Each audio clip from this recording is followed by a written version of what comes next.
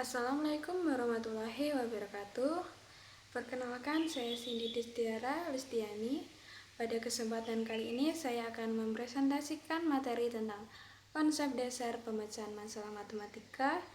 Dalam materi ini kita akan membahas pengertian masalah matematika, jenis-jenisnya, perbedaan soal latihan dengan masalah matematika, serta pentingnya pemecahan masalah dalam pembelajaran matematika. Matematika bukan hanya tentang menghitung atau menghafal rumus. Dalam pembelajaran matematika, siswa juga dituntut mampu berpikir logis, kritis, dan kreatif untuk menyelesaikan suatu permasalahan. Oleh karena itu, kemampuan pemecahan masalah menjadi salah satu tujuan utama pembelajaran matematika. Melalui kegiatan ini, siswa belajar memahami masalah, memiliki strategi yang tepat, kemudian menentukan solusi yang benar. Masalah matematika adalah situasi atau pertanyaan yang memerlukan penyelesaian menggunakan konsep, prinsip, dan prosedur matematika. Menurut Polya, masalah matematika merupakan suatu tantangan yang membutuhkan pemikiran kreatif serta strategi penyelesaian yang sistematis. Artinya, jawaban tidak langsung terlihat sehingga siswa harus memahami masalah terlebih dahulu sebelum menentukan cara penyelesaiannya. Jadi, masalah matematika tidak hanya berfokus pada jawaban akhir, tetapi juga pada proses berpikir dalam menemukan solusi. Masalah matematika memiliki beberapa klasifikasi. Pertama, masalah tertutup dan masalah terbuka. Masalah tertutup hanya memiliki satu jawaban yang benar, sedangkan masalah terbuka dapat diselesaikan dengan berbagai cara atau memiliki lebih dari satu jawaban. Kedua, masalah rutin dan non-rutin.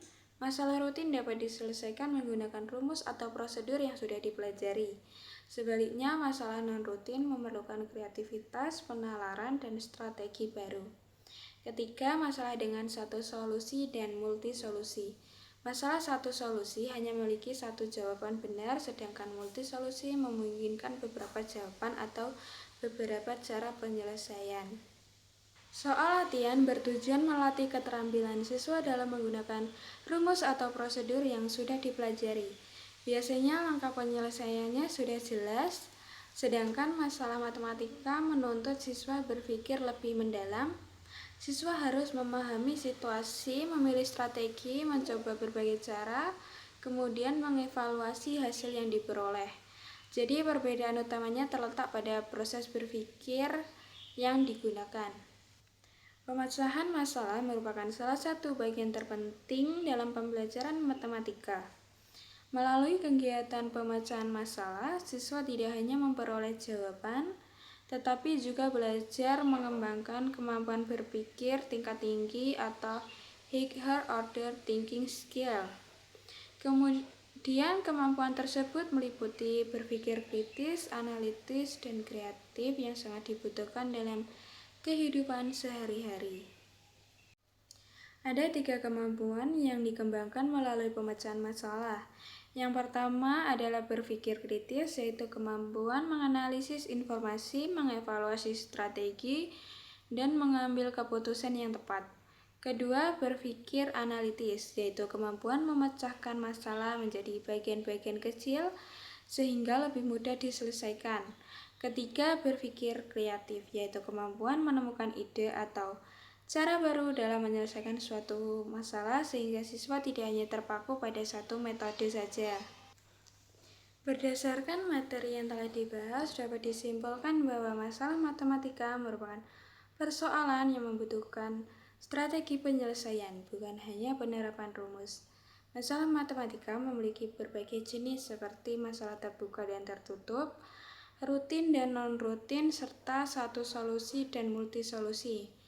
Melalui pembelajaran pemecahan masalah, siswa dapat mengembangkan kemampuan berpikir kritis, analitis, kreatif yang sangat penting dalam pembelajaran maupun kehidupan sehari-hari. Sebagai penutup, saya ingin menyampaikan sebuah motivasi. Matematika bukan tentang seberapa cepat menemukan jawaban, tetapi tentang bagaimana kita belajar berpikir untuk menemukan solusi.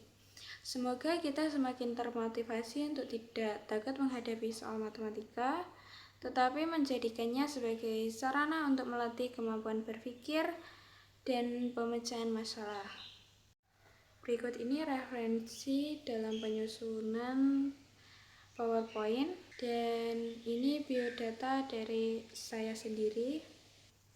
Demikian presentasi yang dapat saya sampaikan. Terima kasih atas perhatian Ibu dan teman-teman. Mohon maaf apabila terdapat kekurangan dalam penyampaian materi. Wassalamualaikum warahmatullahi wabarakatuh.